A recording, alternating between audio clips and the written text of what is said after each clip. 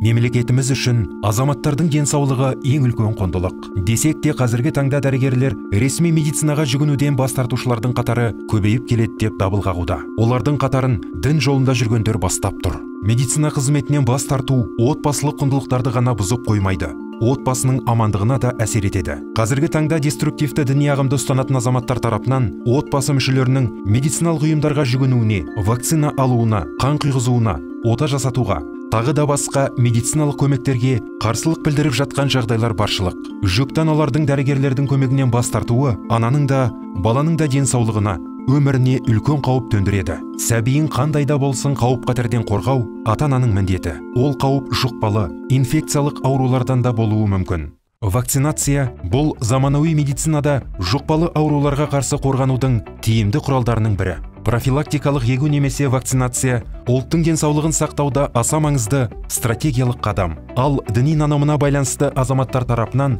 вакцинациядан бас тартуы негізсіз. Бұл аурудың асқынуынан сақтаудың, оған қарсы иммунитет қалыптастырудың бірден бір жолы.